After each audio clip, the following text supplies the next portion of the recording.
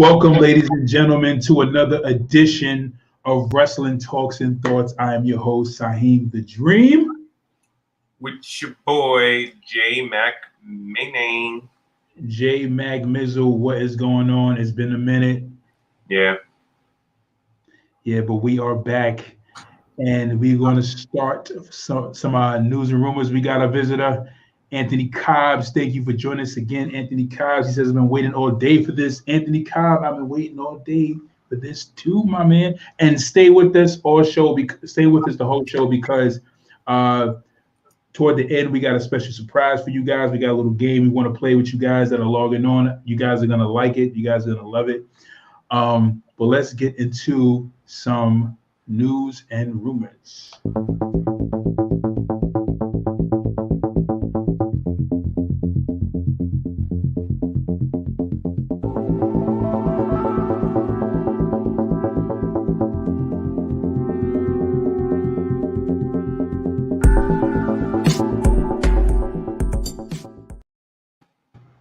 That's Sean King. Sean King hitting us up. He's saying, my guys, I'm mad.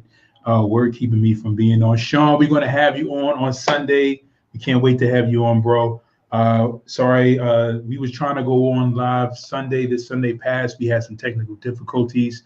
My StreamYard kept freezing, so we wasn't able to do the live, unfortunately. But Sean, we are definitely going to have you on so we can do this live together, man. We can't wait to have you on. News and rumors. So,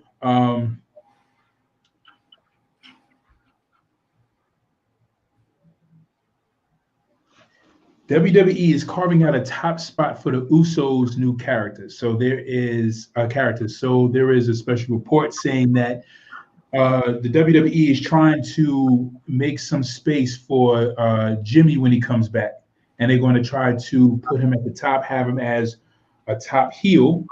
I don't know if you heard about this. You guys heard about this. So they're going to have him as a top heel and try to push them as major players on the roster, which I think would be a good look, especially concerning Roman Reigns' storyline and how they can definitely push the Usos.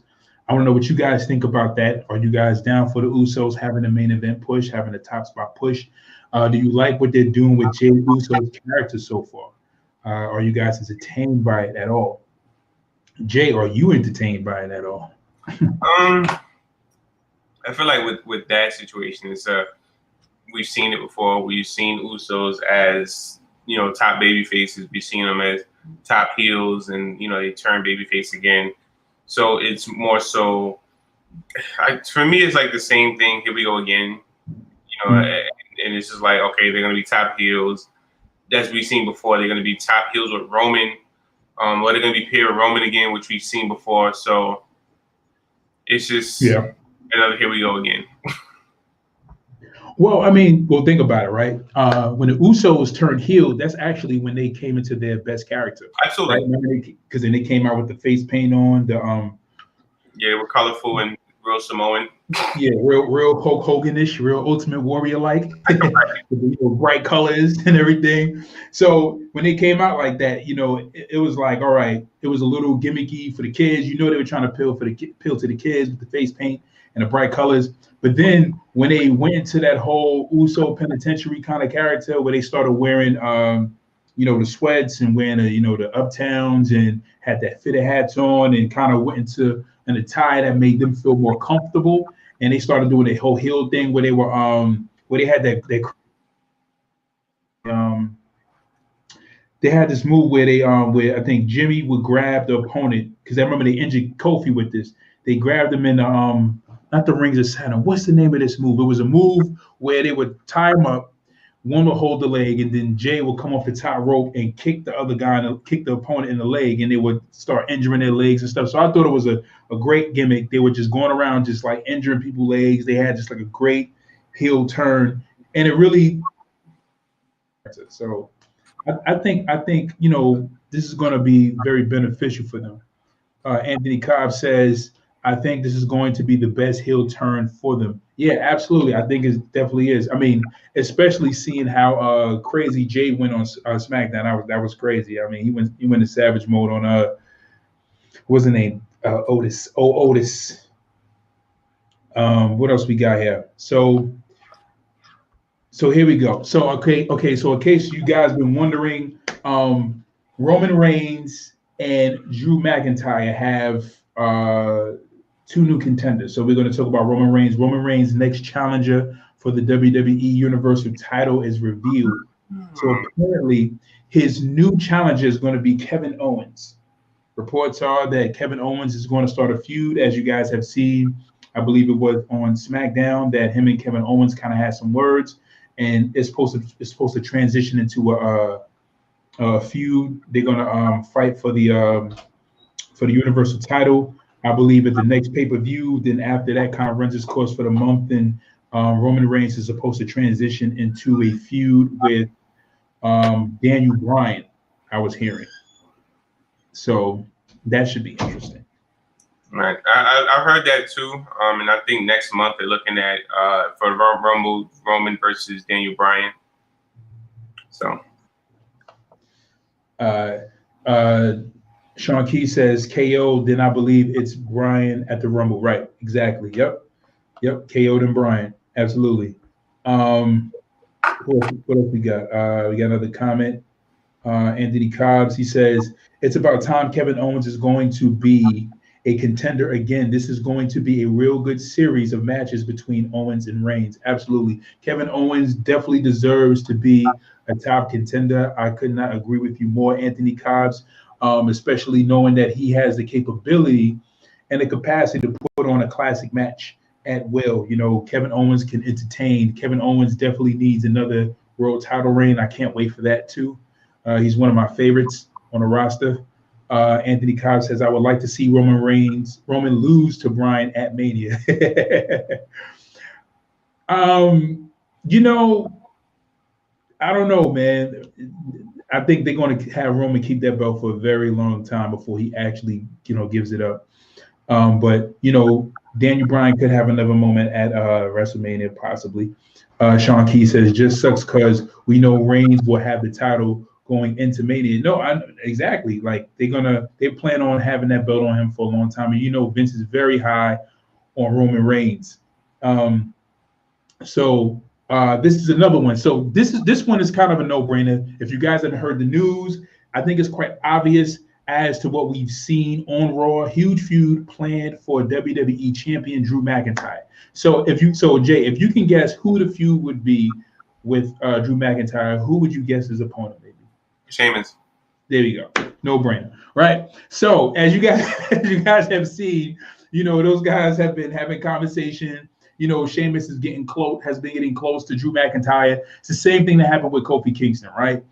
Kevin Owens came in. He got a little closer with Kofi Kingston after winning the World Heavyweight Championship. Said that he needed to fill in that position that was missing for not try to necessarily replace Big E, but just kind of fill in until Big E returns. And then once he had a prime opportunity to kind of attack and get Kofi when his defenses were down, he did it. I think they kind of did it a little too soon. I was really feeling that Kevin Owens New Day kind of mix, but they were really just trying to act fast on the feud with Kevin Owens and Kofi Kingston. So Sheamus is Drew McIntyre's big feud. According to the news, there's supposed to be some content or some kind of back history that they have together that they want to share on Raw that people have never seen, that will pretty much have people more engaged. So they feel like they can bring something fresh to this whole to Raw with their feud and bring something different.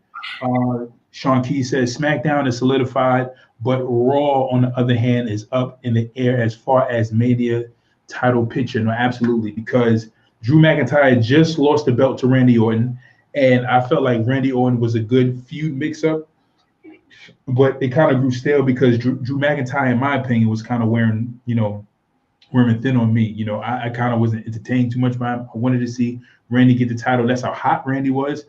But yeah, who are we going to see Drew McIntyre go against at WrestleMania? And I think that he needs to have an opponent that is intriguing enough to have us watch, someone that we feel like, is going to keep our attention, someone we feel like is going to keep us engaged, and feel like it's a good opponent that gives us a great match. I think Sean Keys brought up an excellent point though, because who's he going to fight at Mania? Who's Drew? Yeah, like who do you think he's going to fight at Mania? Well, Drew shouldn't have the belt by Mania, hopefully. But I mean, Keith Lee would be, a decent match. I've heard that they're also trying to build Braun Strowman to be Drew's next opponent. Like the whole suspension angle, right? Is to cover up him legitimately being hurt. But I heard that Braun is supposed to be another one of few that Drew should have. And I mean, like I said, I'm tired of Drew fighting big guys. I would love to see AJ, eventually, getting a possibly another title opportunity, or even a couple matches with Drew, because AJ's great. I'm tired of seeing him and Randy. I wish Randy give him back the belt, but yeah. Other than that, yeah, outside of AJ and Braun, and Bobby Lashley, like I would definitely. I feel like if Bobby Lashley faces Drew, I think he should take the belt off of Drew. I agree. Anthony Cobbs, we have a few comments in the comment section. Thank you guys for commenting. Anthony Cobbs says, are there any tag teams left on the roster? I feel like every week it's the Hurt Business versus New Day. Well, yeah. I mean, we don't have anything new. I mean, like that, like outside of Retribution, Lucha House Party. Lucha House Party, really? Lucha House Party. They're a tag team. I mean, yeah. We know Rude and Ziggler went to Raw. Yeah. What other tag teams are there? Ricochet and you got Retribution. The foundation of that if they're relevant.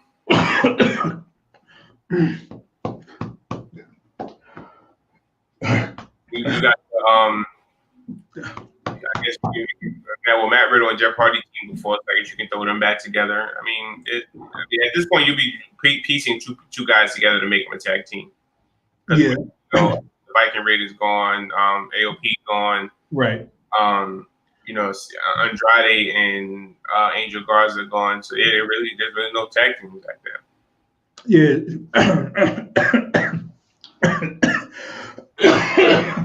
Sorry. Take a sip. Went the wrong hole. Pause. All right. But no, you're right. You're absolutely right. They don't really have anybody. They don't have many tag teams. So right now, I guess they're going to be mixing up with the Her Business. They have Retribution, who we haven't seen in like 2 weeks. Who else? Yeah, like all the people you named, but a lot of them are gone. Sean Key says, I think Keith Lee, in my opinion, can handle the tighter picture. I think so too. I think, I don't think it would be too soon for Keith Lee. The first big piece was him changing his theme music, which he did. It sounds a whole lot better than the trash he was coming out to when he first, came to the main roster. Yeah, I'm glad he changed his theme music and his ring gear. Yes. I was like, what was going on? It was like you had like a blue shorts, and then you had like a green top. It was like, what's going on? There was no syncopation. There was no coordination going on. Right. You need to coordinate. You need to coordinate, Keith Lee. You need to coordinate. You got what else? Anthony Cobbs. I think it will be McIntyre versus Bray Wyatt at Mania. That would be dope. But if it's like certain people, and I agree, like if Drew McIntyre fights certain people at WrestleMania, like a like a Bray Wyatt or like a Bobby Lashley, they should take the belt off him. If he fights like a Braun Strowman, I do not want to see Drew McIntyre fight Braun and then dominate. I'm kind of like between it. I feel like Drew has ran his course with the title. I think he needed to take a break and then kind of refresh his character. Who else? Sean Key says, Sean Key, whatever, JJ. Sean Key says, Strowman deserves that belt, in my opinion, but you can't have him drop it quick. No, absolutely. I felt like between Braun, I totally agree with you, Sean. I felt like between Braun and Drew, I felt like Braun should have been the one to keep his belt, and Drew should have been the one to drop his belt. But they seen it the other way around. It made no sense to me. Sean says Raw doesn't have many tag teams. Yeah, no, absolutely. They definitely don't. But they got Shayna and Nia. Shayna. You know what? They need to build up their women's tag team division, if anything. I mean, they have a lot of unused women wrestlers that they can slap together in tag teams and put them all together. The thing about it is, here's my thing with that. The women's tag titles are able to be defended on Raw, SmackDown, and NXT. As of late, they've only been on Raw. Like, they haven't defended against anybody on SmackDown. They haven't defended against anybody on NXT.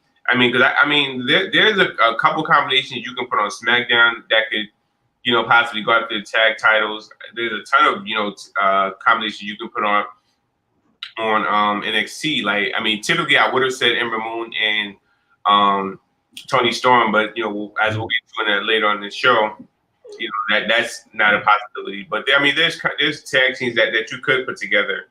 But like I said, Shayna and Nia, they're only strictly on Raw. Like, I know they were drafted to Raw, but being they're tag champs, they're supposed to go on other shows. Like Bayley and Sasha was doing. They were on every show.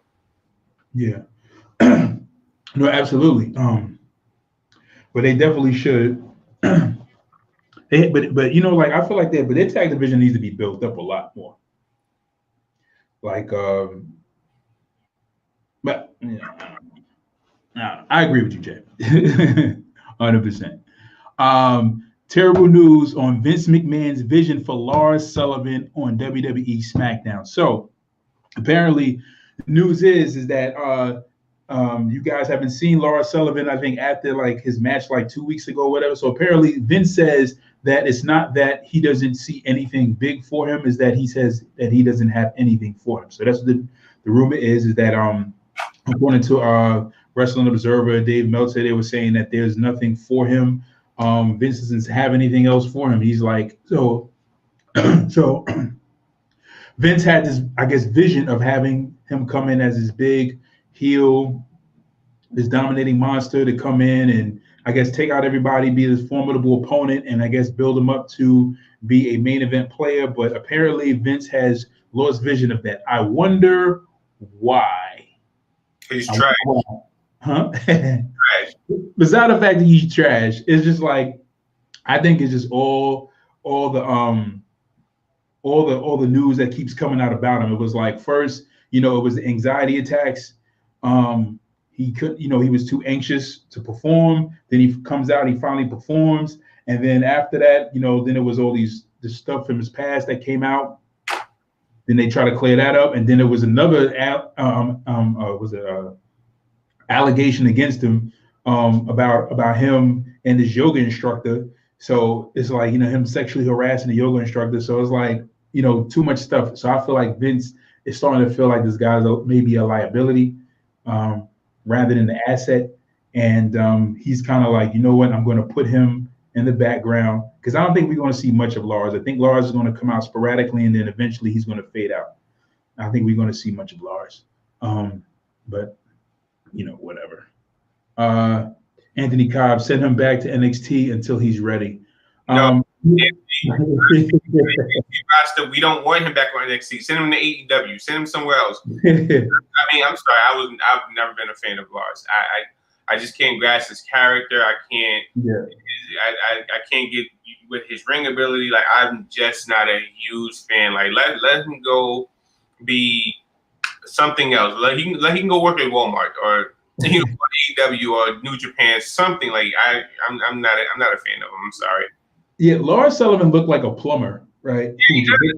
Who hit the weights for like a few months and just hopped in the ring and was like, "We're gonna do this. We going all for it." Just came straight out of his plumber gear. And just, I mean, I don't see anything that kind of nothing appealing too much about him. Right. Sean T says, "I never liked Lars Sullivan." Shaking my head. Anthony Kyle says, "I think that's what's good for Lars send him down to NXT for a couple more years, give him a nice North American title run, and send him back up. Anthony. Sean says, send him to AEW. He would be perfect against Brody Lee or a Luchasaurus. Luchasaurus. Yo, I seen NXT and I see this. Luchasaurus. I'm bugging. I'm reading it wrong. Luchasaurus. I like Luchasaurus. I can't do it. Luchasaurus. I'm done, man. That's like just as bad as No Way Jose. Luchasaurus.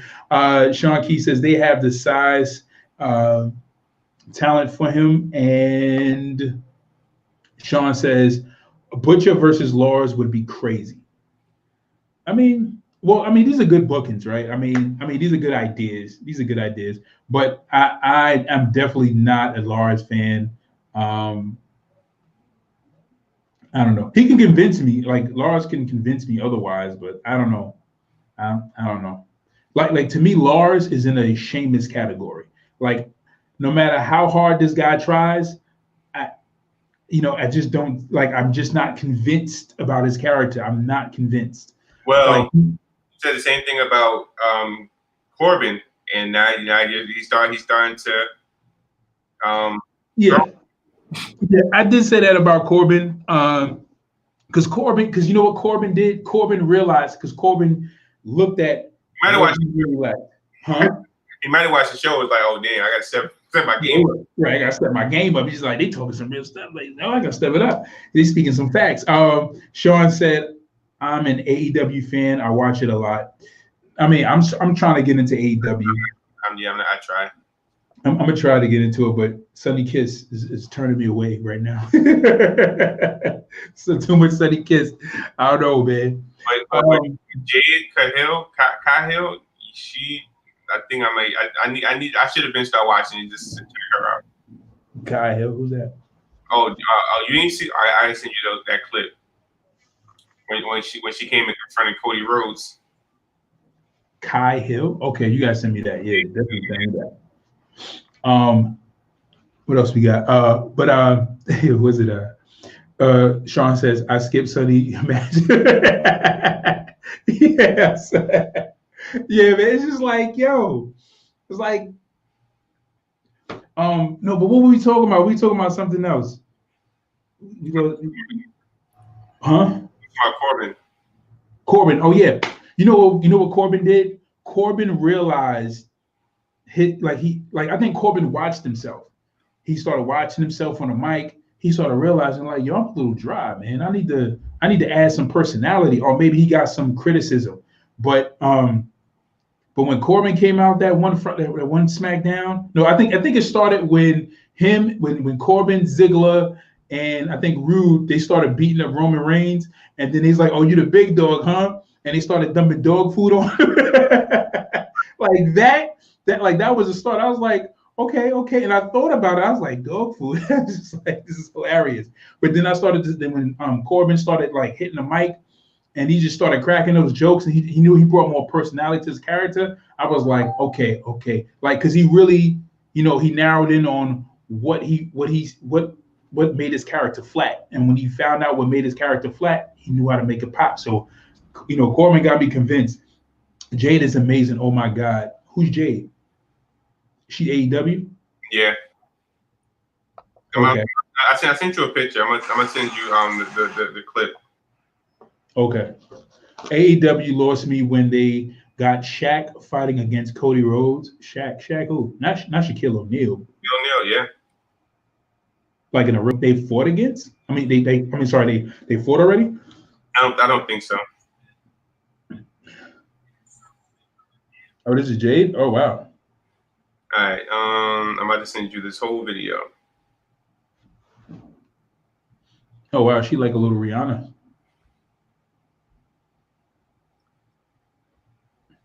So is that why you really like Jade, Sean, or is it because she's a great wrestler, or because she looks really good? Which one is it, Sean?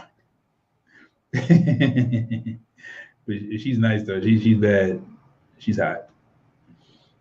Yeah, Sean kind of had he posted in the group a picture of her against Bianca, and I'm sorry, I loved it. I was trying to put up argument, a biased argument to try to persuade Bianca, but the picture he put out, like, yeah, Jade is bad. And when you watch that video that I sent you, okay, so all right, so you want me to put it on? you could if you want. Okay, I don't want it to get flagged though. All right, now because if I put it up, it's gonna get flagged. Video is gonna get flagged. Okay. I'm gonna watch it later though. Anthony Cobbs, I'm waiting on the return of Wade Barrett and Samoa Joe. I would like them to have a nice 2-man faction, maybe 3-man. Add AJ Styles, it would be amazing. Yo, somebody, Anthony Cobbs, this like got my brain going. Somebody posted up in one of the wrestling group pages that we're on. They posted up a picture of AJ Styles, Finn Balor, and Adam Cole. They should, like, huh? They should do that. You said what? They should definitely do that. Yeah, exactly. I was like, oh man. I said, if they want to really start, if they really want to capitalize on that whole, NWO, NXT, pulse again, that's where it's at. That's exactly where it's at. Finn Balor, AJ Styles, Adam Cole, and just add the other and add Roderick Strong, Kyle O'Reilly, and what's the other guy? Bobby Fish. Bobby Fish, right? Bobby Fish all together. Just do that. Just do that group right there. And honestly, but see, all right. So the only negative to doing that would be you'll be leaving a huge hole in NXT. Now, if you do that and have just dominate all 3 shows, SmackDown, Raw, and like kind of how Retribution was. Yeah. Or not even all 3 shows, just basically Raw and Raw and NXT. You know what I'm saying? Since Cole and the Undisputed Era and Finn is on on NXT, and AJ's on Raw. Like have them just dominate Raw and NXT. Because SmackDown already had this on. They're set. They don't need no more. Nothing to like. They don't need no joke. You know what I'm saying? Where Raw needs something different. Yeah, Raw definitely needs something. It's supposed to be the flagship show, and it's like right now they're kind of like really missing, that thing that makes the show pop, the thing that's supposed to be really drawing fans in. Anthony Cobbs, Bobby Fish, we got it. Andre Ajoho has joined us. What's up, fellas? Andre Ajoho. Thank you for joining us, bro. Appreciate you joining us. Let's talk wrestling, Andre. Let's talk. But yeah, it will leave a hole, but they have a lot of talent out there that they need to kind of bring up because right now I'm starting to feel like certain people are becoming too big for this pond. Adam Cole is starting to become a big fish because what is Adam Cole going to do? Get the NXT title again?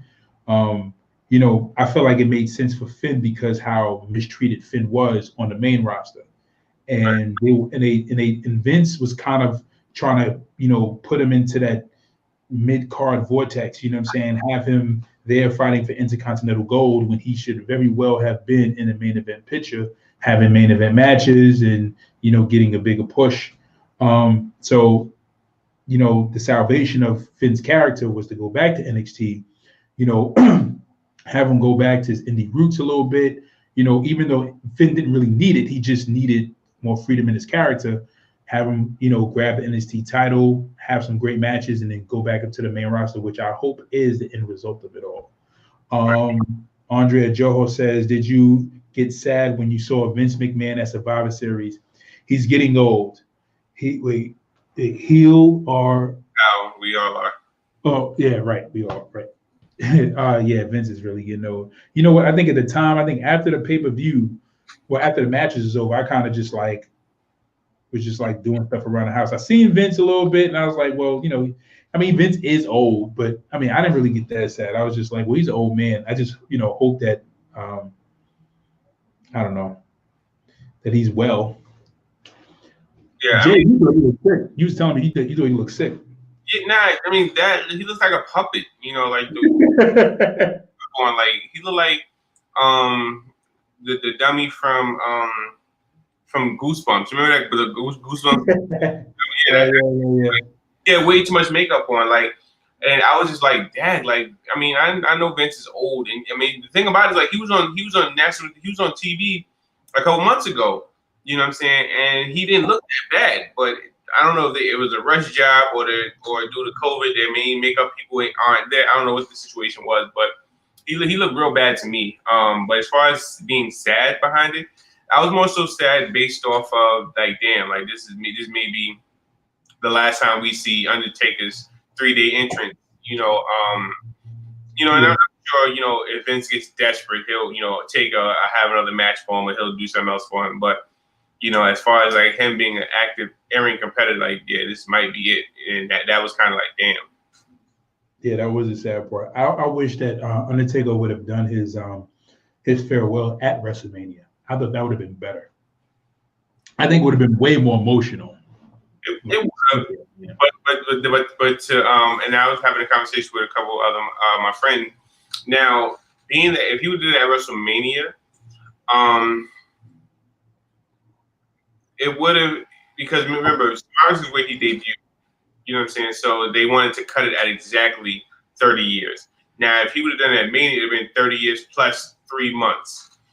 And then, with him doing the whole retirement at WrestleMania, it would have taken away from, the surprises or any other thing that they had planned, because everything would have been based off of, Taker. Like, for instance, because one of my friends also saying too, like, they thought the Miz was going to cash in. I'm like, no, because if Miz would have cashed in, that would have overshadowed, Taker's big night. So yes, that's why they kept it. Well, I guess Raw technically won Survivor Series. So yeah, I guess they just ended at Survivor Series 30 years from when he debuted. It made more sense than Mania. I mean, Mania he was more down there at Mania, but Survivor Series is where it began and ended, I guess. Yeah, no, absolutely. That makes a lot of sense. Yeah, I think we talked about that before, because I thought the Miz was going to cash in, but you're right. When you said that, I was like, you're right. I was like, that would have definitely taken away. Me and my other homeboy, I be having too many conversations. I'm getting old. Yeah, yeah. I was the friend you had the conversation with. Andre Joe said he lost his gains. Yeah, Vince definitely lost. Yeah, Vince. Yeah. Yo, the first time I seen Vince like come out without his shirt off and he fought Austin, I was like, what the? I was like, yo, like, I was surprised, bro. I was like, yo, behind under that suit, Jesus Christ, Vince. Yo, this dude is brolic. See, that's the kind of guy, as a boss, you start running your mouth all crazy, like, yeah, y'all punch you in your face, because you think you big and you in shape. And then he'd be like, yo, see me in the parking lot. And Hulk Hogan said Vince is the type of guy, he would fight you. He didn't. Vince didn't care. Because I think Eric Bischoff tried to issue a challenge against Vince. And then Hogan said, I don't think you need to do that. He said, because Vince will show up. He said, Vince will come. So, and I know why. You see Vince in the parking lot, take off his shirt, you see his white beat him, muscles just pop, pop, pop, pop, pop. You'd be like, yo, you know what I'm saying? Like, you change your mind. Yo, this dude is a huge dude, yo. That didn't stop Brett, though. Brett was like, yo, I don't care how big you are. What? You said what? I said that didn't stop Brett. Oh, yeah. Oh, yeah. No, Brett ain't care. At that moment, he ain't really care. Yeah. Brett ain't care. Brett did not care, man. Brett did not care, man. Yeah, he knocked him out, man. He said Brett knocked him out, man. All right, Jay. Bellas are planning to return in 2 years. Please, no. Okay, so I got your opinion. Guys watching, let me know what you guys think. So yeah, I was reading an article the other day. Mm-hmm. So as we all know, the Bellas gave birth to, at the same time to their retrospective their kids. It was Nikki's first, Bree's second. So they were on some podcast or some show, and they had mentioned that they are interested in coming back for another run because they want their kids to actually watch them, perform and like watch them fight live, and they're not just talking about right now. They said maybe within about 2 years, I guess give them time to train and have their kids get a little older to really be able to see and understand, like, oh, that's mommy in the ring, you know, because like right now, I don't even think that they're one yet. They may just be one. So you know, at 1 years old, they're not gonna remember that oh, mommy was in the ring or mommy fought, and they don't want to see videos. So I guess they're waiting for them to get to a certain age where therefore the battlers aren't too old, and you know, the kids aren't too old, so therefore they can actually see them compete. Now, Nikki, I believe she can do it, but Bree, you need to start training now. Like you need to start training and don't stop, because the last time you was involved, you was Botchamania. You were that time's Nia Jax.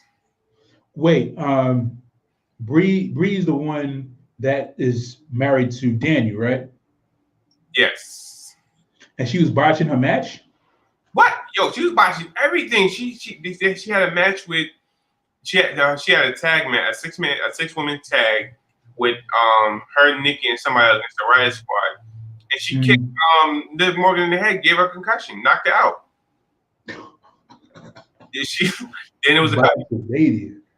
There was a couple matches, like she tried like a suicide dive and mistimed this, so she fell on her face outside the ring. Yo, I'm gonna go find these clips. I'm gonna send them to you. You ain't see those.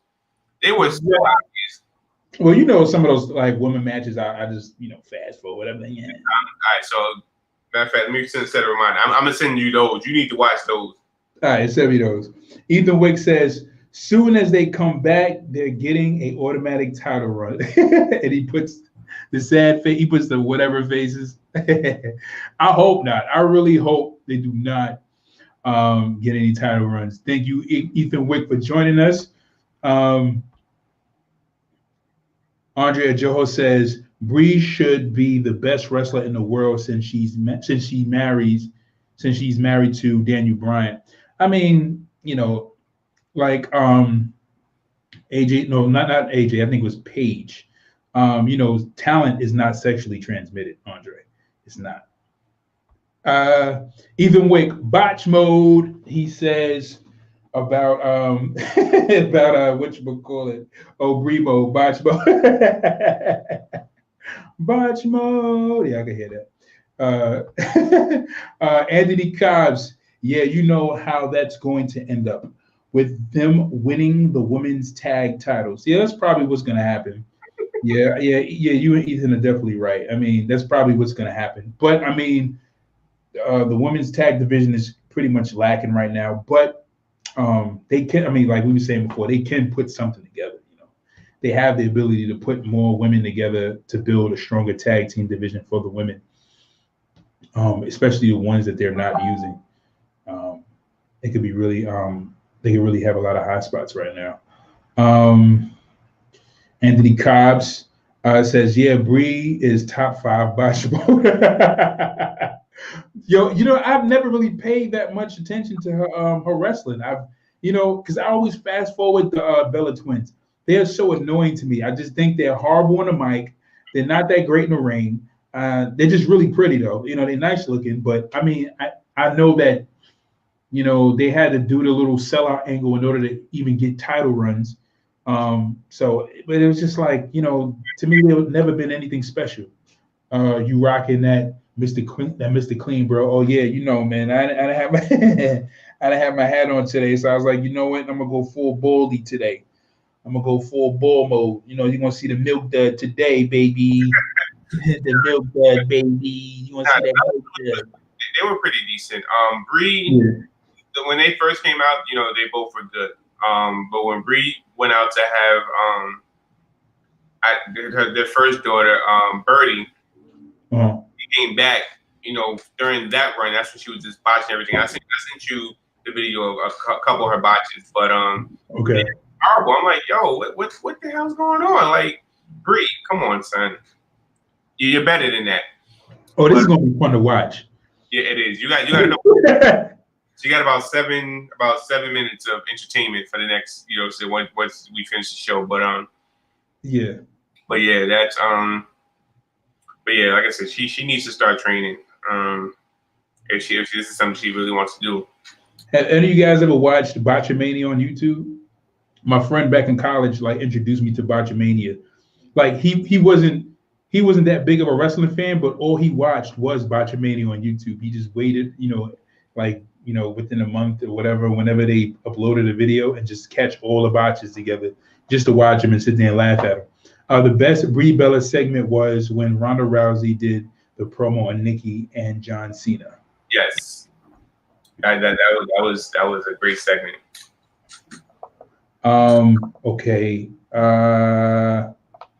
So let's get to it because we're running out of time. We're running real low out of time, and let's get to it. So Raw review.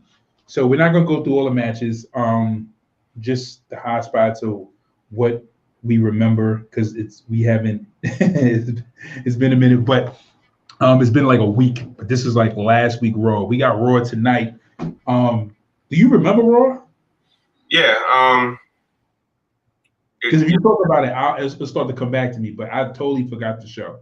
All right. So we had the Hurt Business against the New Day. Match.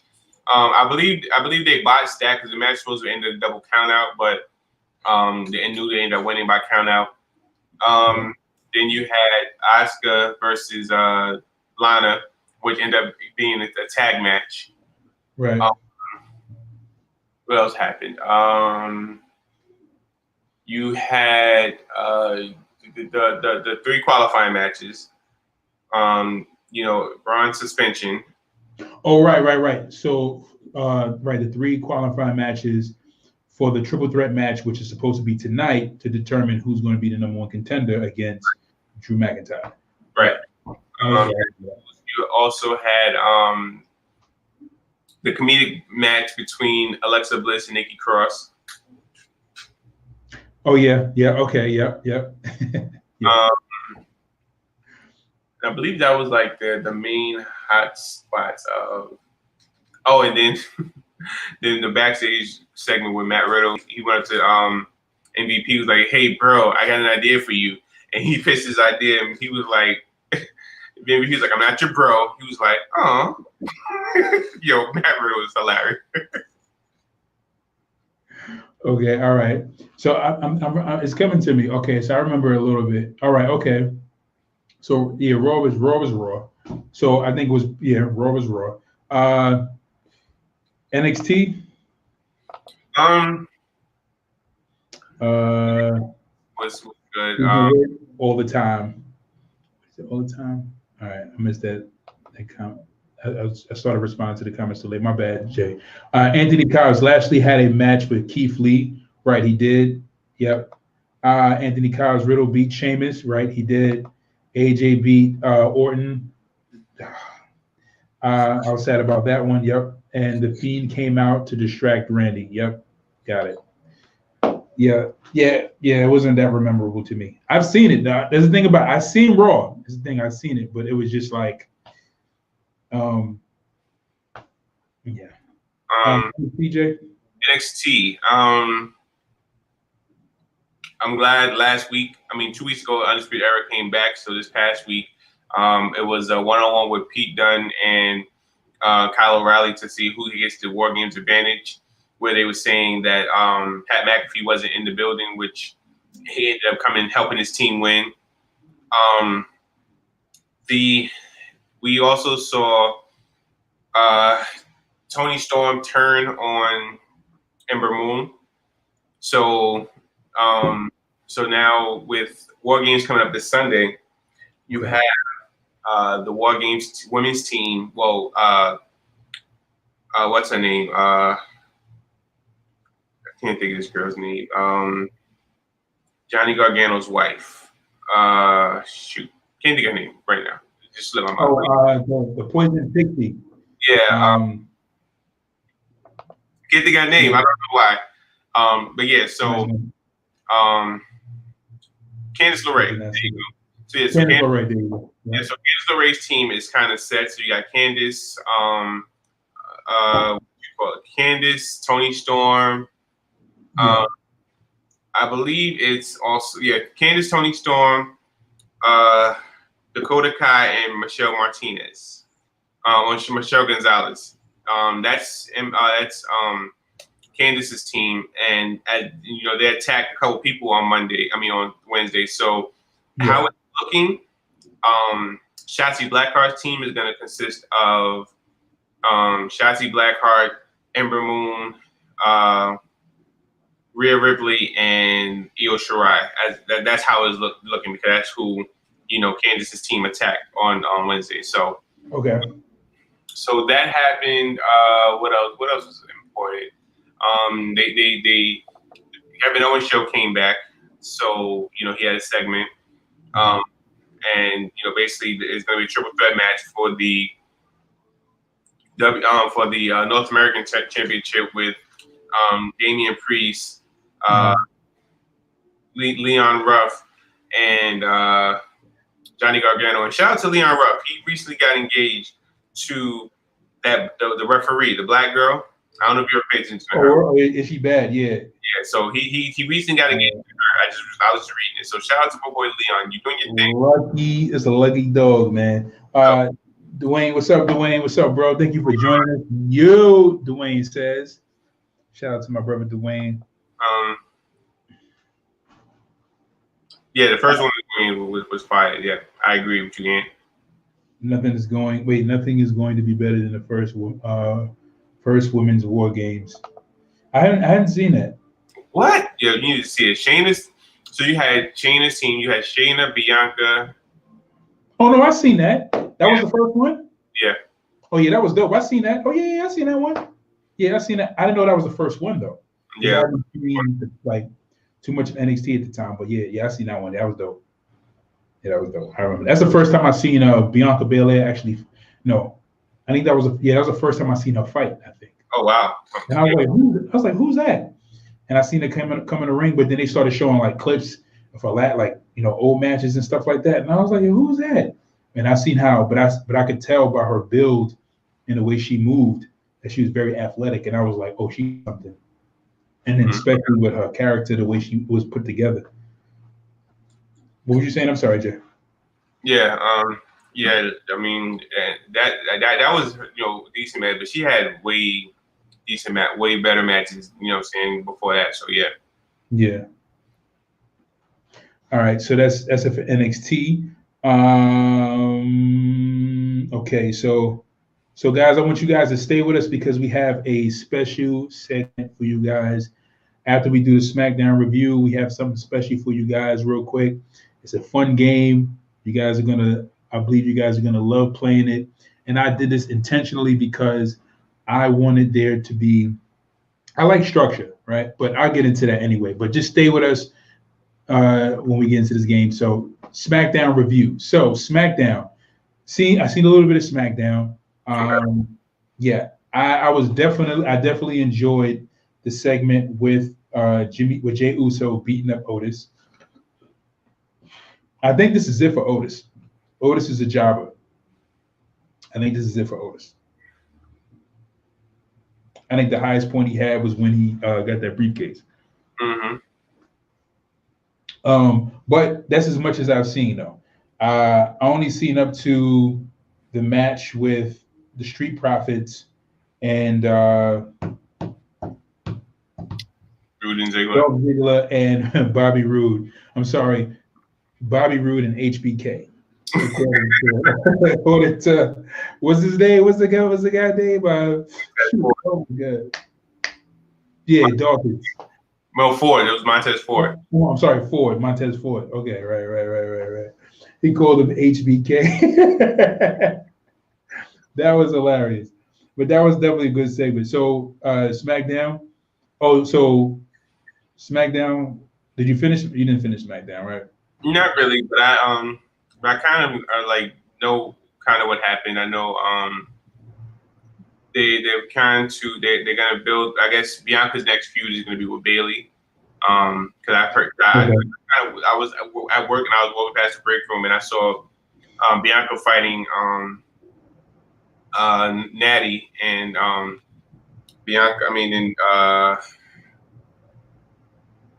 then Bayley came out to do commentary, and I overheard. Well, I was reading, it was like that's gonna be her next feud. So, Okay. I would definitely want to see Bianca Belair and Sasha kind of mix it up. I want to see them mix it up. So. Yeah, they have to do that at some point. Yeah, they have to. Absolutely. I would definitely love to see that. Um, Anthony Cobbs, thank God it's over for Otis. I don't know why they gave him the briefcase in the first place. Should have gave it to Aleister Black. I agree. Where is Aleister Black? I heard that Vince is kind of like doesn't have Vince is putting him in the same place with Lars, like he doesn't have anything for him. Like he's But I also heard, I mean, well, the rumor is, they're going to give him the black ball treatment from what they did to, Zelina Vega. But I did read that he requested to go back to NXT and they denied him. Yeah, they denied him. Yeah. He should go back. All right. Before we, the highest point for Otis was asking. The highest point for Otis was him making out with Mandy Rose. And absolutely, I think that was definitely the highest point. Pretty much. Yeah, because I definitely want. Anyway. I'm about to incriminate myself on this live. What was I going to say? Shoot. Yes, let's talk about that real quick. So remember, we had that conversation. I think the last live we had, we talked about unionization. Mm-hmm. And Paige. Now, I didn't hear anything from Paige since. Paige made that comment about she's been talking to somebody about unionization, and Vince hates. There's things that Vince hates, right? And when they tell you that Vince hates something, Vince is like a freaking mad dog about what he hates. Like, and he just like can't stand it. And only certain key people close to him can convince him otherwise. But he hates He hates unions, and he had that same issue with Jesse the Body Ventura in the '80s. And then when Paige made that comment, I was like, yo, Paige, you need to chill. Because when you say union, you know what I'm saying? That's like saying an N-word to a black dude. And that's like a white person saying an N-word to a black dude. It's like game over. You know what I'm saying? So it's like certain things you shouldn't say. Andre Joe, laugh out loud. Yeah, I would love to see him and Finn Balor. Finn Balor and Aleister Black. Oh, yeah, absolutely. Absolutely. I'm sorry, I forgot. Aleister Black could have been the second coming of the Undertaker, transfer of power. Absolutely. Absolutely. Aleister Black and Bray Wyatt were like two definitely great candidates that could have been like like Vince sometimes misses this stuff. Like he definitely misses things like this. Aleister Black, absolutely. I didn't know too much about him. But when I begin to see him and see him wrestle and just see what he can do, I really like this character. I was like, this guy's pretty dope. I like him. I really like Aleister. But this unionization thing, man, Zelina Vega meant so I think Vince is saying what he's saying about or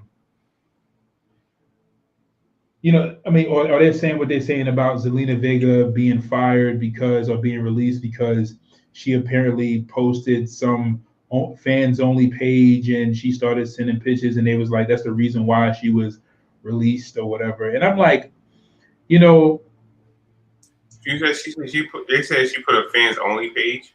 Yeah, they said that was a reason. They said it had nothing to do with her mentioning unionization. It had everything to do with her posting pictures on her OnlyFans page. And it wasn't like she posted like provocative pictures. She was just engaging with people on her OnlyFans page. Because remember, they wanted all the wrestlers, all the superstars to take down a social media, not social media accounts, but like their Twitch, where they could personally engage with the fans. And they didn't want them doing that.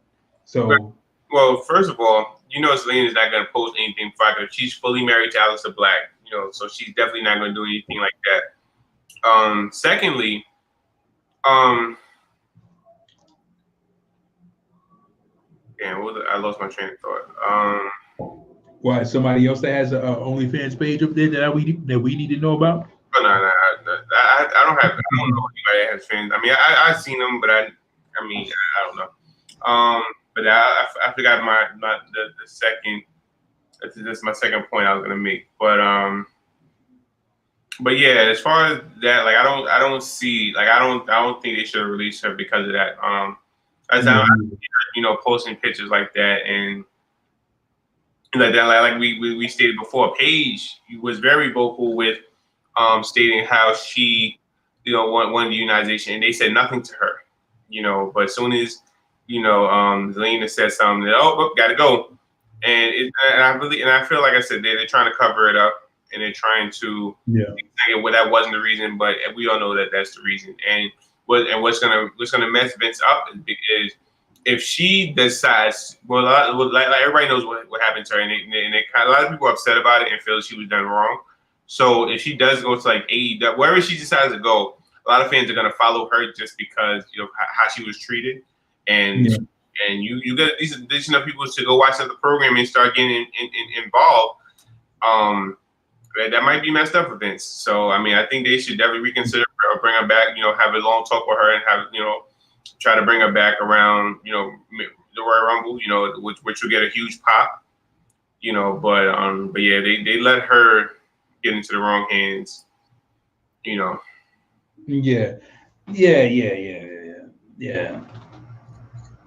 Yeah. She shouldn't have got fired for that. I 100% haven't seen WWE. She got fired. Right. She got fired SmackDown. You said what?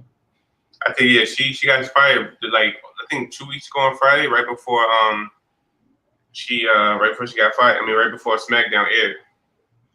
Andre Joe, a pre-recorded pop. And a Rumble pre-recorded pop. No, absolutely. I mean, I think I totally agree, man. Totally agree. And they definitely trying to cover their track, but you know how Vince is, man. He got to cover his tracks, like, he got to make it seem like it's this, but it's that, and that's how you try to, finagle the people. All right, guys. So here we are. We're in the last segment of our show. So me and Jay, and so we had a special guest, Sean Key. Sean, hopefully you're still with us. We can do this again. So we have another segment in our show where that we've added to the show. We are going to, I'm not going to tell you what every segment is, but it's just we have a third segment to our show. Our first segment is usually news and rumors. Third segment is usually us reviewing a pay-per-view or a NXT, SmackDown, or Raw. But this segment is going to be especially for guys like me, like you, like Jay, who definitely loves wrestling and who likes to talk about the particulars when it comes to our favorite performance. So this particular segment right now is our top 5 performers of all time. So Sean Keys was supposed to be a part of this, but he's going to be with us on Sunday. So we're going to do maybe the same. If Sean wants to do the same, we'll do the same. If Sean wants to do something different, then we'll do something different. And he say we'll do another segment, we'll do another segment. But top 5 performers, our top 5 performers. So me, Jay, and Sean all chose our top 5 performers of all time. So what we're going to do, we're going to go through our top 5 performers, right? And then we're going to get to the last part of it. So Jay, before you tell me who you chose, just wait to the end, and then that's when we're going to that's when it's going to get a little bit more gamey, right? So, top 5 performer, Sean Keys. One of his top 5 performers was AJ Styles, which I thought was a great pick. I agree. All right. One of mine and Jay's top 5 performers was Bret Hart. Bret is like one of the people. Bret and Sean is always somebody that's on somebody's top 5 performers list or greatest champions list. Sean and Bret, can't miss. Eddie Guerrero was one of Sean's pick as one of his top 5 performers. Finn Balor was one of my picks as a top 5 performer. Sean Keys and J Mac chose Shawn Michaels as one of their top 5 performers. I chose and Jay chose Triple H as one of our top 5 performers. Jay chose Mr. Perfect as one of his top 5 performers. Sean Keys chose Randy Savage as one of his top 5 performers. Sean chose Rey Mysterio as one of his top 5 performers. Of course, you know, Jay. You know I chose The Rock. You know, Yeah, I forgot about The Rock. all day, every day. Dolph Ziggler. This, you know what? When you mentioned Dolph Ziggler, I was like, I was fighting between him and Finn. I think it was. I was fighting between him and Finn, but I was like, I gotta give it to Finn. I don't know why. I know I gave it to Finn. Anyway, I'm not gonna go into detail. All right, so here we go, because I don't want to spoil it. All right, here we go. Top 5 performers, right? Jay has his top 5 performers. Sean Keys has his top 5 performers. I have my top 5 performers, but this is how this game is going to go, right? Jay, you have your top 5 performers, right? And we are going to rate every performer based on these 5 points. I'm sorry, these 5 things, right? And it's going to be, the rating system is 1 to 5 points only, right? You can do, 1.5, you can do 2.5, you could do 5.5, right? But what's going to happen is when we go through your performance, right? Mm-hmm. You're going to give your rating, right? And then I'm going to give my rating, right?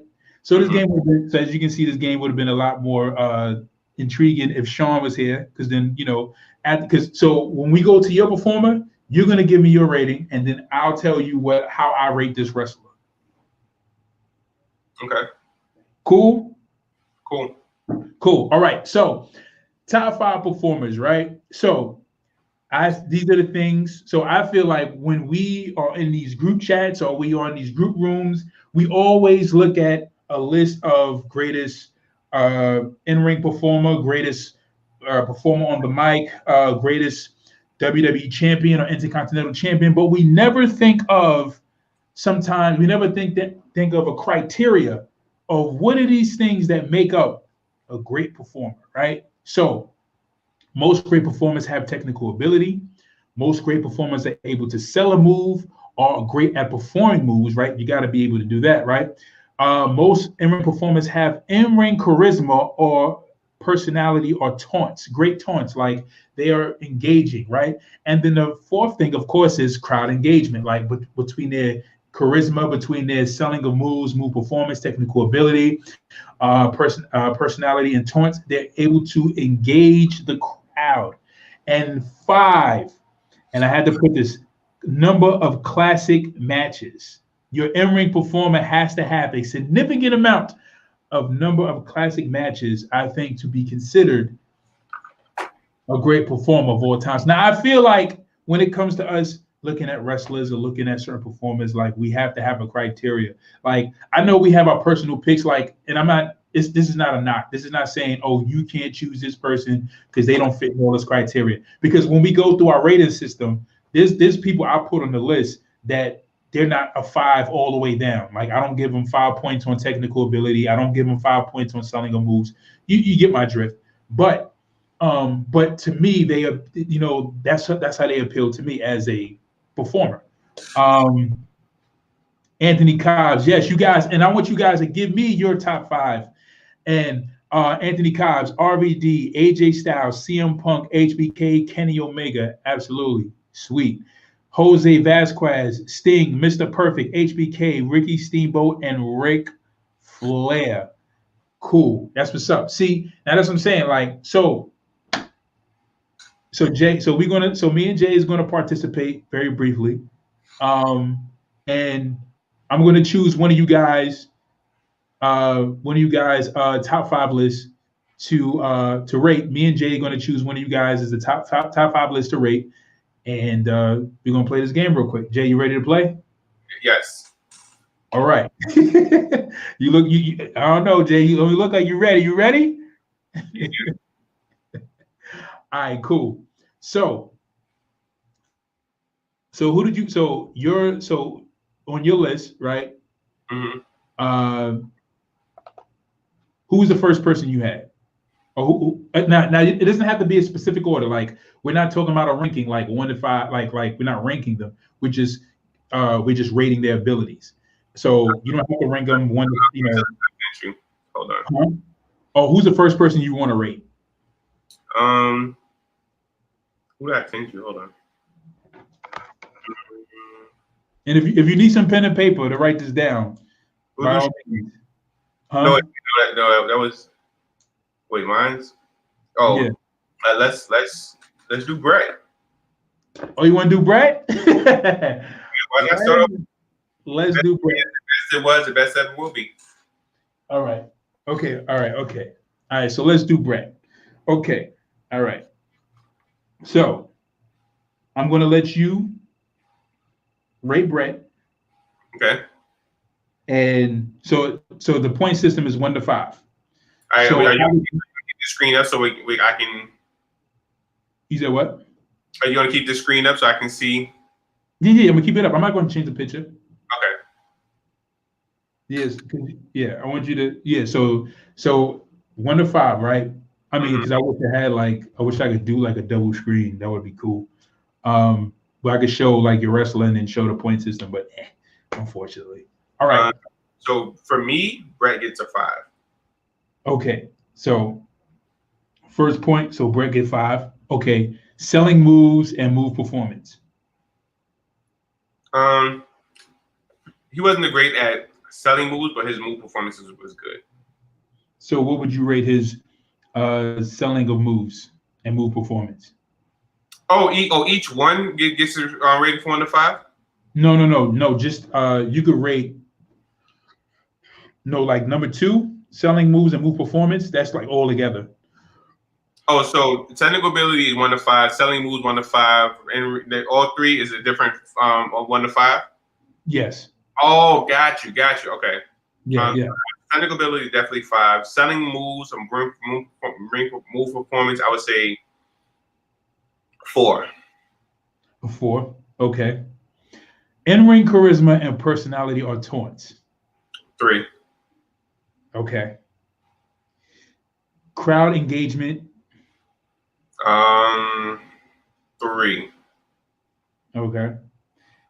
Number of classic matches. Hands down. 5, hands down, yeah. Okay, so how would I rate Brett? Okay. Technical ability, definitely 5. Like he's the best, one of the best in-ring performance. Selling moves and move performance.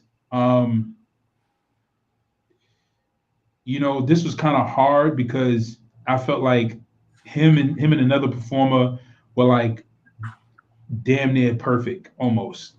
But I was like, but nah, not all the time.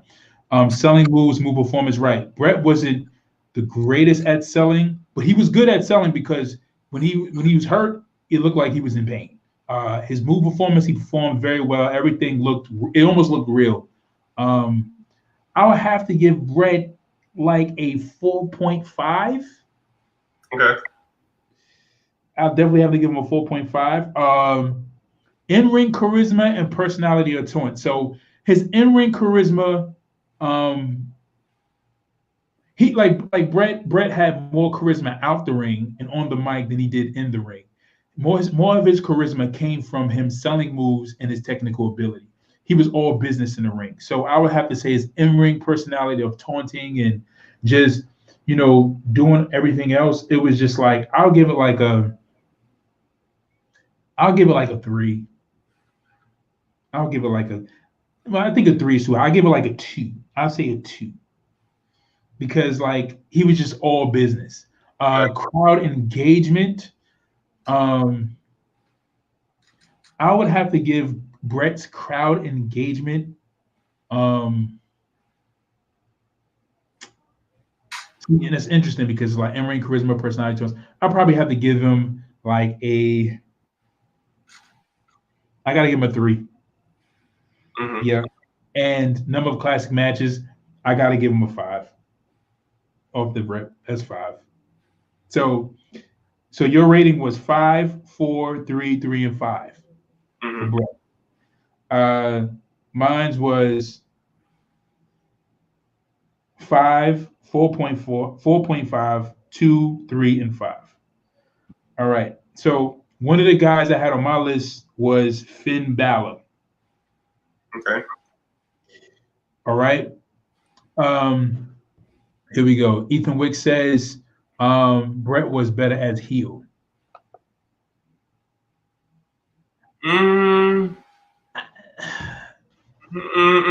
That's kind of hard to say, Ethan. That's kind of hard because you know why? Because Brett had the feel of a champion. Like whether he was a heel or he wasn't. Like to me, he always felt like a champion, like a hero. Whether he was good or bad. When he was bad, he was just hilarious. You know, because he just do a lot of like just a-hole stuff. But he was just funny. Like he was like he said like something he said on the mic. If you ever wanted to stick an enema in the United States, he said you would stick it right here in Pittsburgh.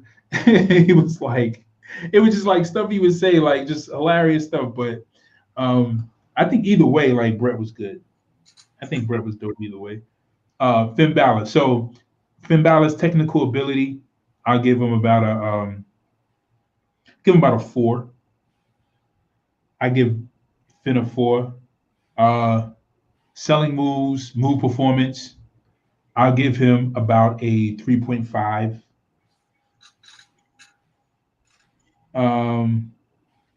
In-ring charisma, personality, or taunts, I give him about a 3.5. Crowd engagement, I give him about a 3. Number of classic matches, Finn. Wow, it's weird how to kind of rate that because I'm only talking about WWE though. I'm not talking about outside of WWE. I'm not talking about in Japan. I'm not talking about WCW. I'm talking about everything in WWE only. As far as a crowd engagement, he used to get major boos with that Canadian snob attitude. He did. No, he did. That's what was funny about it. Like they used to boo him every time he used to come to America when he had that heel turn. Finn, number of classic matches. Well, his NXT matches, do they count as classics? Because he gets a lot of praise. Yeah. So from what I know, from what I heard, that he just had a lot of great matches. I know he had one great ladder match with Kevin Owens. He had a lot of, like damn man, every match in NXT is almost like 4 to 5 star. Like it's kind of hard. like when you talk about the big guys who when it's time to work, like they really put together great matches in NXT. So I would give him, to be fair, about a 3. Sure. How would you rate Finn Balor? Technical ability, I'm going 4. Okay. Moves and move performance, I'm gonna go 3. Okay. Charisma, personality, or taunts, I would say 3. Crowd engagement, okay. I'm gonna go 5 based off his entrance on everybody, his old entrance where the lights go out and he said I give him 5 based off that. Number of classic matches, and I've seen like a lot of NXT stuff. I'm gonna go 4.5. 4.5. Okay. Okay. Now you're definitely right about. I totally forgot about the entrance. All right. Dolph Ziggler.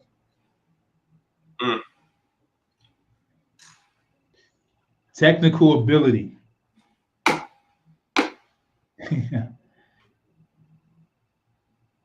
I'm gonna say 4. Okay. Selling moves, move performance. 5, all the way.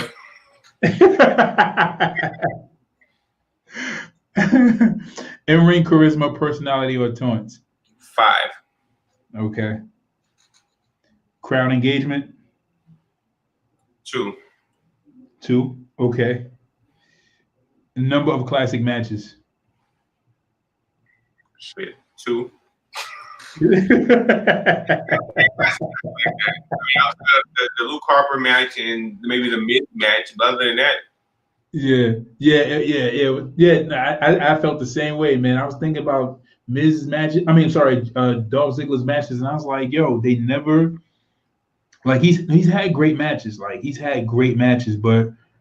they don't get the profile that it needs to get. It's almost like he'll put together a great match, and then they'll be like, oh, this is a great match, but they'll never high profile it to give it like the classic, you know. Anthony Cobbs, he says, "Oh, we doing WWE guys only." So my top five would be HBK, Daniel Bryan, AJ Styles, CM Punk, and RVD. Okay, yeah, absolutely. Only WWE guys, Anthony. Jay, you did Dolph dirty. He had a lot of intercontinental title matches. He did. Or were they classics? They weren't classics though. Yeah, Anthony, they got to be classics, bro. And he had great Money in the Bank moments. Did, but he did, but you know, the king of the Money in the Bank matches, who moments will never be taught will be Shelton Benjamin. Like, no, he did. No, Dolph Ziggler did have like a great. He did, but okay, but that's it's real iffy with Dolph though. Anthony Cobb, yeah, classic. Him and Luke Harper had great matches. Yeah, they did. Absolutely. All right. Okay. Dolph's technical ability, 4. His selling moves and move performance, I have to give it like a 4.5. Can't give it a 5. I think, you know what? I'll give it a 5. I'll say 5 because I do agree. In-ring charisma and personality, I give it a 5 because he comes in, he grabs the mic, he always talking sometimes, and then it was like that whole situation he had with Goldberg. I thought it was hilarious. Crowd engagement, I'll say about a 2.5. Number of classic matches, I would say I would give Dolph Ziggler. I would have to give him a 3. Mm-hmm. I have to give him a 3. Yeah, I'd say 3. All right, who's the next guy you got? The next guy that I have, let's go game time. Triple H. Triple H. All right, let's do Triple H. All right. So we're gonna do Triple H, and then we're gonna do one of you guys. We're gonna rate one of you guys that you guys had. Anthony Cobb says him and Luke Harper probably had a top 10 ladder match. No, they did. Absolutely, I agree. He killed it when he was making fun of everybody's entrances. He did. Yeah, he did. So I think his crowd engagement needs to be higher. Yeah, he's right. Yeah, I gotta give him like a 3. All right, Triple H. Let's go Triple H. Triple H. Triple Hunter Hurts Helmsley. All right. And Dolph had the greatest Money in the Bank cash in. He did. That is true. He did. Okay, so I think his crowd engagement needs to be a lot higher. Like I say, like a 3.5. That was a one-off. I mean, you can't for a one-time thing. You know what I'm saying? Okay. All right. Check this out. Okay, because they're bringing up some interesting points. Because as they keep making these points, I keep thinking of other things. Like for instance, like Dolph Ziggler, like when he was joking, when he was making fun of everybody entrances, the Money in the Bank pop, and then the time where the fans just kept chanting Dolph Ziggler for like damn near a year. Like they kept chanting Dolph Ziggler. Like we won Ziggler, they kept chanting Ziggler. Like when they kept chanting Ryder, just cause, like, yeah. So I mean, that's pretty big. So I think his crowd engagement needs to be a lot higher. I mean, but I guess now. All right. Let's get to Triple H. All right. Triple H. The game. Triple H. Now, this is your boy. This is your guy. This is your favorite wrestler. So let me go first. Technical ability. Triple H gets a 5.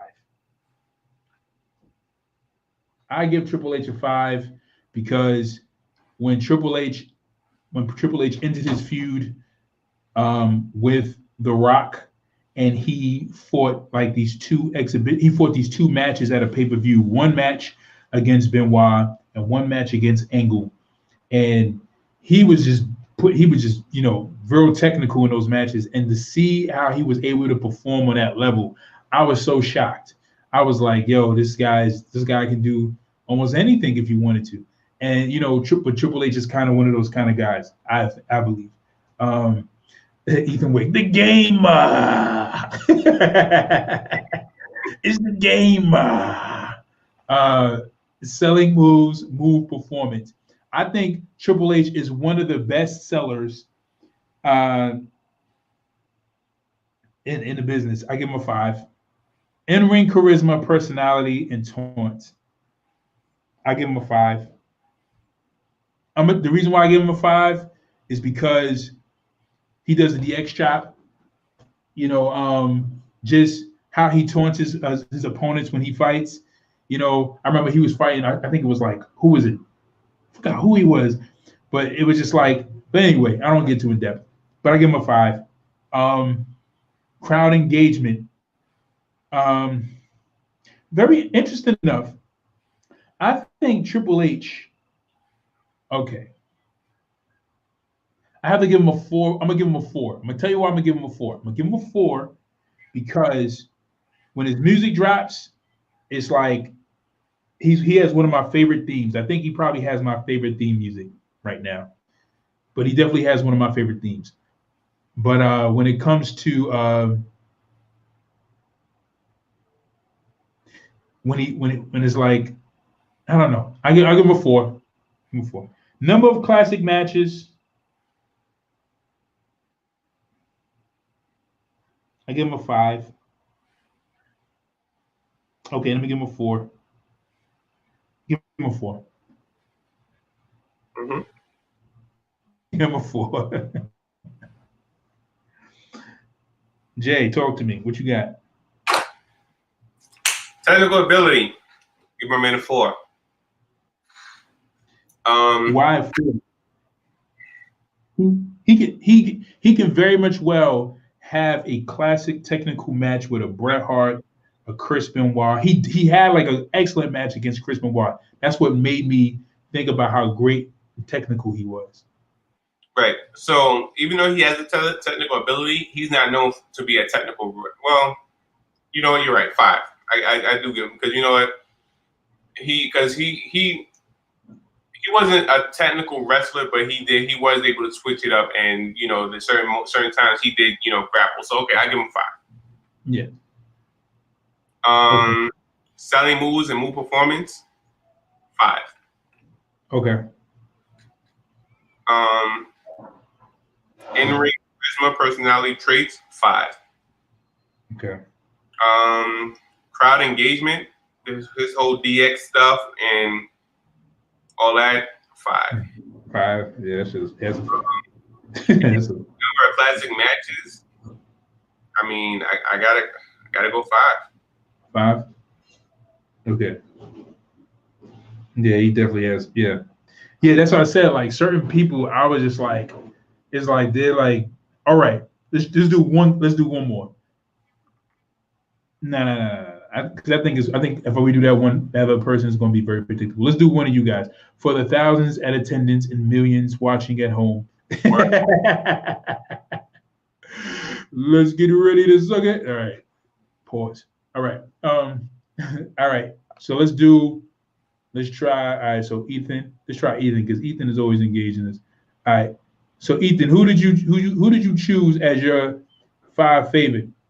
RVD. Anthony wants to do. All right. So Ethan, give us one guy to rate. Me and Jay is going to rate this guy. We want to hear your ratings. 1 to 5 for technical ability, selling moves, performance, in-ring charisma, personality, or taunts, crowd engagement, number of classic matches. All right. So Anthony, we're going to do one of you guys. Ethan Wick, we want to hear one of you guys. Anthony Cobbs wants us to rate RVD. We're going to do RVD. Rob Van Dammit. Rob. Okay. You go first, Jay. All right. Technical ability, I'm gonna go 4. 4.5. 4.5. Okay. Selling moves and move performance, Yeah. 5. Okay. In-ring charisma, personality, taunts, 5. Okay. Crowd engagement, I mean, his RBD, hands down, 5. Okay. Now, number of classic matches. I know he had a bunch of. Well, I was younger in his ECW days. But I did see a lot of his matches with Sabu because he was my favorite from that era. Mm-hmm. So I'm gonna say classic matches. I'm gonna go. This is only WWE. But technically, ECW is kind of. Ah, come on, man. No. No. So Okay. WWE. Okay. None of that legalistic stuff, man. Get out of here. everything he did under the WWE umbrella. So classic matches. I'm gonna say 3. In WWE, only 3. 3? Yeah. All right. Okay.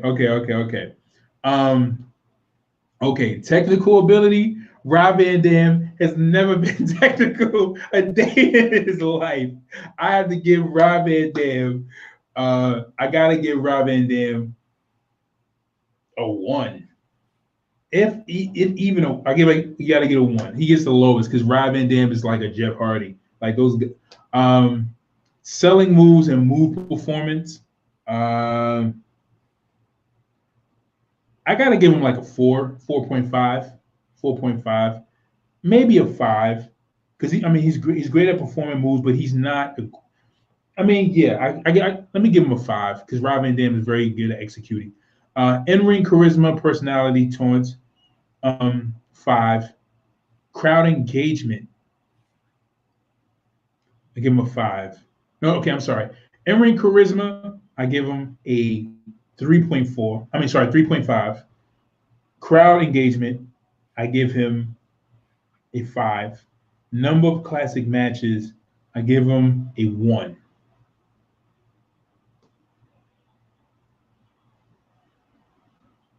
Give him a 1.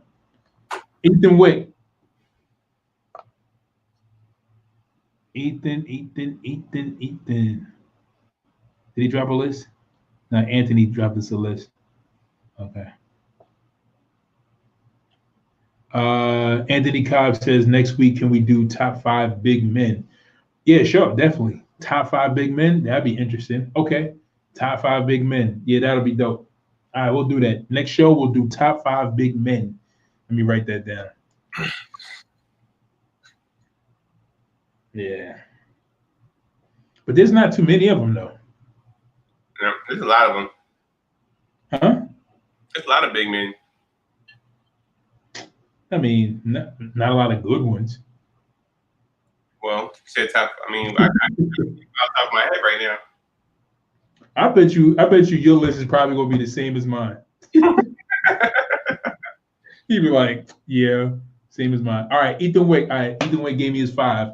CM Punk, Rey Mysterio, Cesaro, The Rock, Stone Cold. Let's do CM Punk.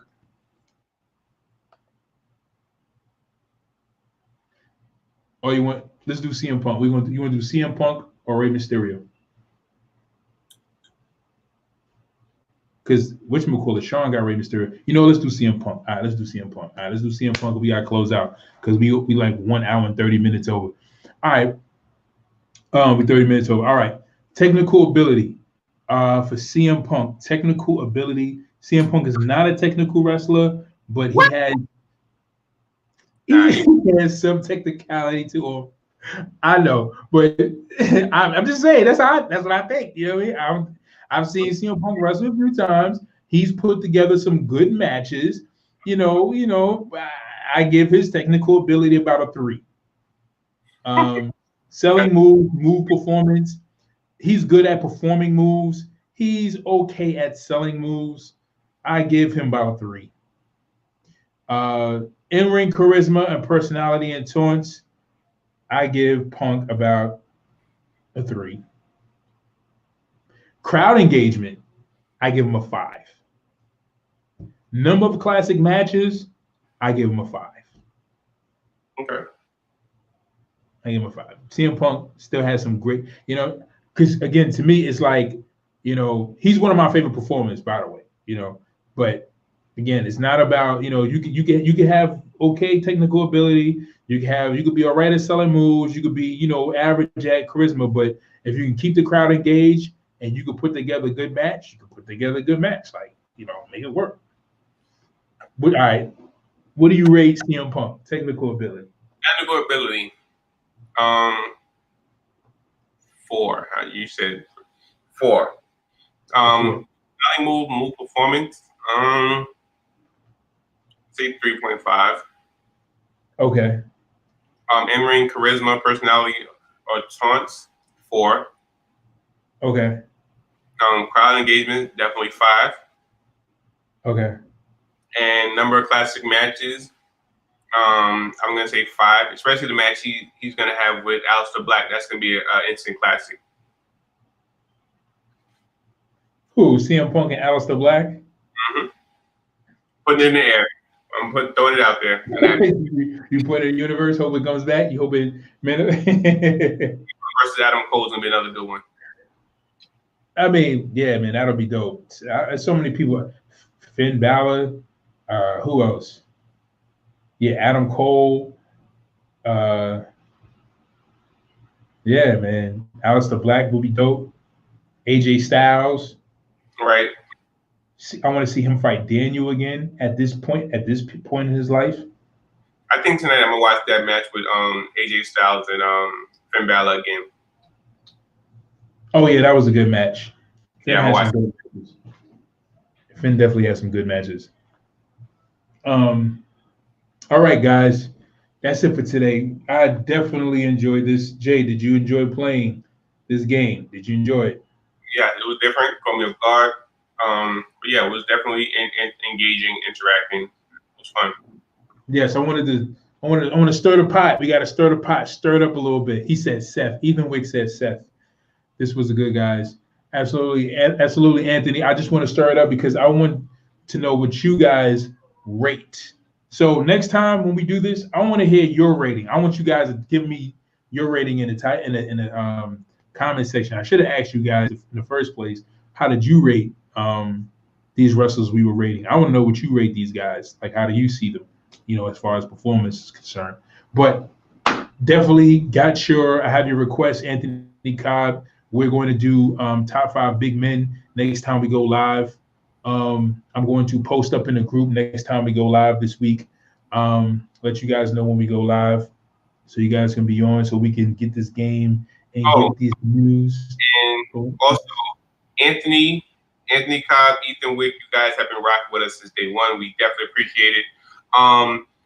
Inbox me or Sai you guys' availability, so so we can actually have you guys rate your wrestlers on the show. Come live on the show and rate, because you guys have been supporting us, so we definitely want to share that love. So yeah, inbox me or Sai you guys' availability, and we'll try to schedule some time to have you guys on the show to do your own rating instead of instead of typing it. Yes, absolutely. We want to have you guys on the show. Yes, absolutely. So hit us up. Don't be a stranger. We definitely love to have you guys on. We're having Sean Keys on. You guys have seen Sean. You guys have seen Sean in the comment section. So we having Sean on. So yes, hit us up in the comment section. Let us know when you're available. We'll definitely tell you guys next time we're going live, so we can have you on, and then all 3 of us can sit down. We'll go through the from the top of the show, from news and rumors, down NXT, and then we'll go into the rated section. All right. We thank you guys for joining us for another edition of Wrestling Talks and Thoughts. I'm your host, Saheem the Dream. And it's your boy, the Rated R Superstar, Mag Mizzle. And we are out. See you guys next time. Peace.